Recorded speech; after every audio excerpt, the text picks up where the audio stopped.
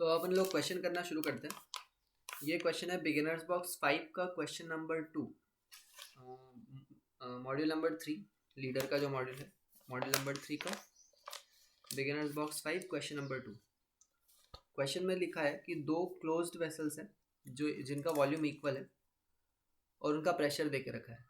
Initial pressure जो दोनों में है वो 105 किलो पास्कल है और जो टेम्परेचर है दोनों का वो 300 केल्विन है।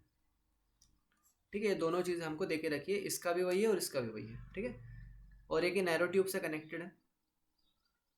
फिर उसने बोला है कि एक को 300 पर मेंटेन रखा, मतलब इसका जो टेम्परेचर है वो 300 मेंटेन रखा और जो ओरिजिनली था 300 केल्विन। ठीक है, और दूसरे को 400 पे ले गए, इसका 400 केल्विन टेम्परेचर कर दिया। इन दोनों का जो प्रेशर इनिशियली ही इक्वल था। ठीक है, अब पूछा उसने what will be the pressure in the vessels. ठीक है, तो इनमें वेसल्स में प्रेशर पूछा कि फाइनल प्रेशर क्या होगा, कि जब ये 300 पर मेंटेन्ड है, 400 पर मेंटेन्ड है। ठीक है, अब इसका अपन थोड़ा थॉटफुली सोचते हैं कि क्या हो रहा होगा। ध्यान से सुनना। इधर पहले 300 केल्विन टेम्परेचर था, इधर भी 300 केल्विन टेम्परेचर था।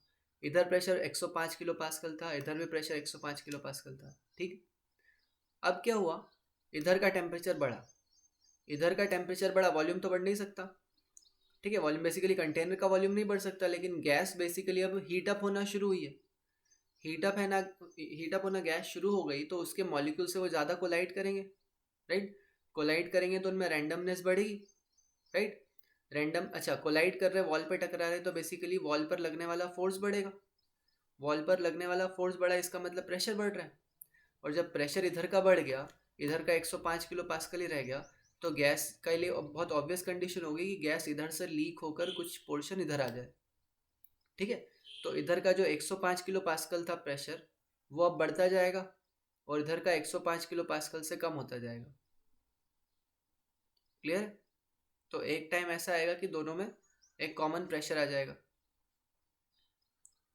ठीक है, इधर से, अच्छा प्रेशर बेसिकली कॉमन इसलिए हो जाएगा क्योंकि गैस इधर से इधर लीक होकर आ गई है। ठीक है, ये नहीं बोलना चाहिए कि इधर का घटता जाएगा इधर का बढ़ता जाएगा। मैं बोल रहा हूँ कि कॉमन प्रेशर दोनों का आ जाएगा। ठीक है, तो अपन ये बोल सकते हैं कि कॉमन प्रेशर आ गया। Let's say that common pressure भी पी नॉट। ठीक है, अच्छा और एक और चीज़ क्या हुई होगी कि इधर के नंबर ऑफ मॉलिक्यूल्स जो होंगे, इधर के नंबर ऑफ मॉलिक्यूल्स n1 होंगे, इधर के नंबर ऑफ मॉलिक्यूल्स n2 होंगे। ठीक है, और इनका सम जो टोटल होगा n1 प्लस n2 वो उतना ही रहेगा जितना वो पहले थे। ठीक है, तो पहले इस कंटेनर में कितने मॉलिक्यूल्स थे वो अपन निकाल लेते हैं। इनिशियल मॉलिक्यूल n1 नॉट लिख दे रहा हूँ मैं, इसको n1 डैश बोल देता हूँ, इसको n2 डैश बोल देता हूँ। तो n1 नॉट कितने होंगे, ये होना चाहिए initial pressure, basically P V is equal to N R T, तो एन की वैल्यू अपन लिख सकते हैं P V by R T. तो पी है 10 की पावर 105 इंटू 10 की पावर 3 किलो पास्कल है, तो इसको मैंने पास्कल में कन्वर्ट कर दिया। वी की वैल्यू हम वी रहने देते हैं, दिया हुआ नहीं है हमें। ठीक है, आर की वैल्यू भी हम आर ही रहने देते हैं क्योंकि ये बाकी सारी चीज़ें कट जाएगी आपस में। और टी की वैल्यू 300। ठीक है, कैल्विन में तो कन्वर्ट करने की ज़रूरत नहीं है। इसके नंबर ऑफ मॉलिक्यूल से नीचे निकाल लेते हैं, N two nought. N two nought हो जाएगा 105 इंटू 10 की power 3 into V divided by R into 300। ये इनिशियल है, मतलब पहले जब 300 पर 300 केल्विन पर मेंटेन थे तब का नंबर ऑफ मोल्स है, और दोनों इक्वली होंगे कि दोनों आइडेंटिकल कंटेनर्स हैं। ठीक है, अब अपन n1 डैश की वैल्यू निकाल लेते हैं। n1 डैश ध्यान से देखना क्या होगा, n1 dash will be equals to P nought नया प्रेशर हो गया, v वॉल्यूम अभी भी उतना ही है, r डिवाइडेड बाय 300। ठीक है, और n2 डैश क्या होगा, n2 डैश होना चाहिए पी नॉट, क्योंकि इसका प्रेशर पी नॉट हो गया, v divided by r into 400, क्योंकि अब इसका जो प्रेशर है, अब इसका जो टेम्परेचर है वो 400 केल्विन का हो गया। क्लियर है? अब हम क्या करें, क्योंकि गैस बाहर लीक नहीं हुई है, इस कंटेनर और इस कंटेनर के बाहर नहीं गई है। राइट, तो अपन बोल सकते हैं कि कुछ पोर्शन इधर बढ़ गया होगा गैस का, इधर कम हो गया होगा, लेकिन उन दोनों का सम उतना ही होगा जितना पहले गैस थी। ठीक है, तो अपन कंजर्वेशन ऑफ मास लगा देते हैं, and that is n1 dash plus n2 dash is equal to n10 plus n20। समझ आया? तो इनकी वैल्यू रख देते हो अपन। ये हो गया P nought V divided by R, नीचे आएगा 300 और फिर से रखेंगे तो 400, तो 1/300 plus 1/400 is equal to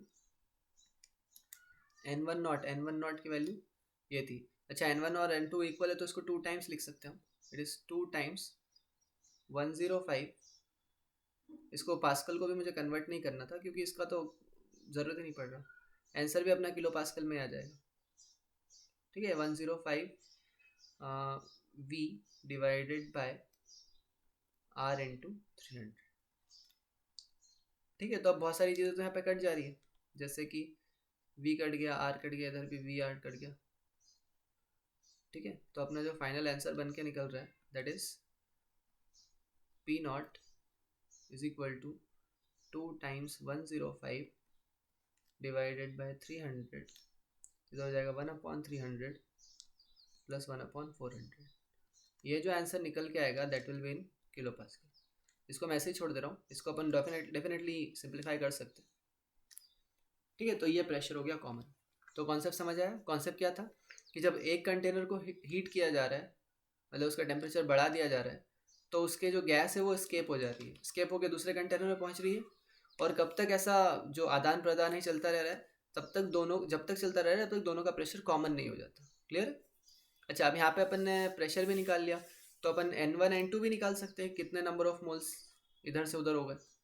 right, इसमें इसी में एक क्वेश्चन में ऐड कर सकता हूँ कि वो तुमसे ये पूछ सकता है कि कितने नंबर ऑफ मोल्स ट्रांसफ़र हुए।